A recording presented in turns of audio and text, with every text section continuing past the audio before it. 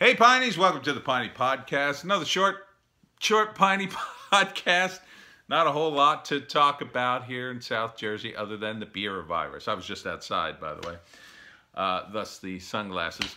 Anyhow, good news. Looks like the cases went down again, down to 2,200 or so. So hopefully that's going to hold. I'm hoping that 4,000 was just a fluke, and the general trend of going down continues down. However, there's some horrible news coming out of Andover. They found over a dozen residents of an old folks home there dead, 18 people. Sadly, I think this is going to be a trend going forward for a while. If you've ever been in any of these old folks' homes, a lot of them are horrific. These people are, they're just, nobody wants to take care of them.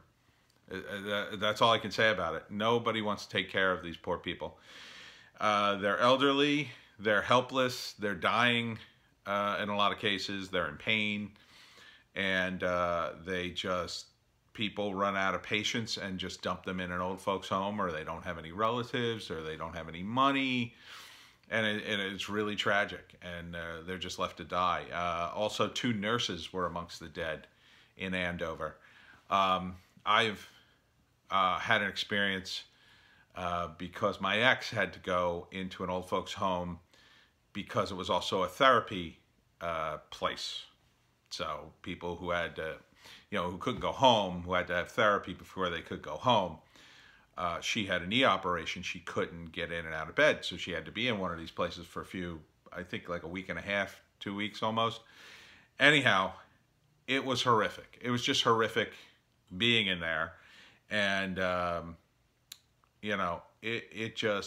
after seeing that, I said, if I get that old, I'd rather be in the forest and fend for myself. I'd literally rather die in the forest than to be in one of these old folks' homes. They're awful.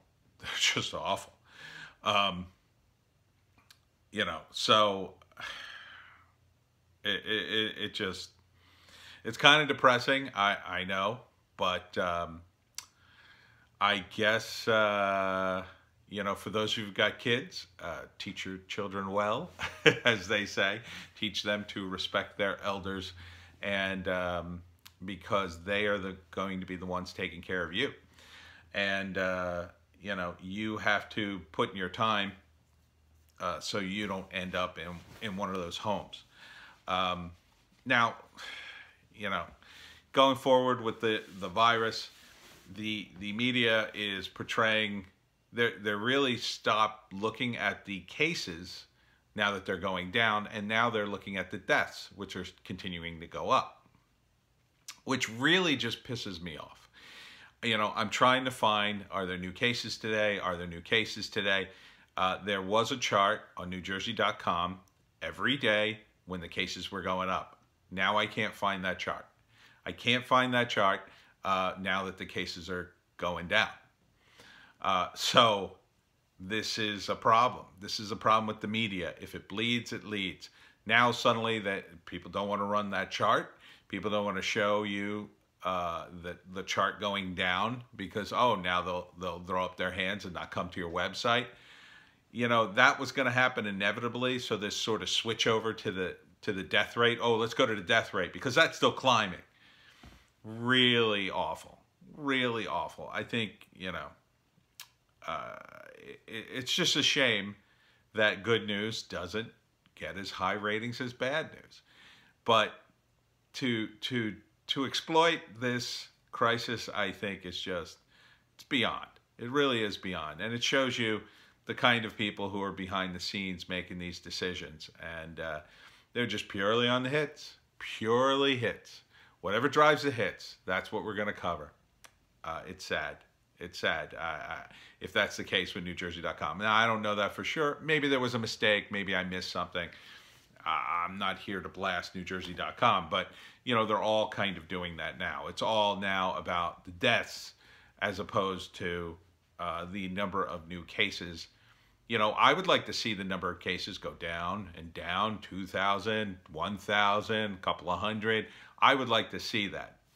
Apparently, you know, the people at the news media, oh, we don't need to cover that. I mean, the cases worldwide are going down. And yes, people are going to start to tune out about the beer virus situation, but you still have to cover it. Just cover it. You're already covering it already. What's stopping? What was costing so much money that you can't cover this continually? What was costing so much money that you can't continue to put up that chart? It's just infuriating. Infuriating to me. But anyhow, that's the media. Let me end on some good news. There was a couple who's been married 60 years, and they were both taken off of ventilators, and they survived the beer virus. So, you know, it is a very survivable condition, fortunately, even if you're very elderly. So, good for them. It's of course better not to get it, but you know, that's the good news. The good news is, you know, within the next 6 months, I think a lot of this is going to go back to normal. You know, this winter, I think we're going to be wearing masks and gloves and being a little paranoid, but I think for the most part, we'll be back to normal in 6 months and dealing with the fallout from shutting everything down for this long. You know, overall, I think, you know, as a libertarian, I have mixed feelings about the shutdown.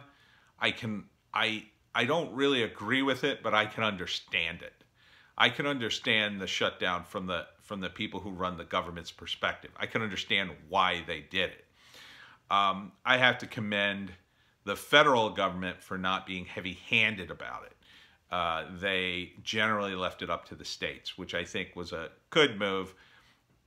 Ultimately, though, I think it was a combination of partisan politics and the communist government that led to mostly on the communist government. The partisan politics did exacerbate it somewhat, but I think most of the blame is on China and the communist government for the initial foray into this. And I think hopefully in the coming months we'll be talking about that. But in the meantime, South Jersey, get ready, because I think by the end of this month we are going to reopen things. So I got to finish my book, working on the sequel to Wokistan with my good friend Christian, and I'll be talking about collaboration in the next video.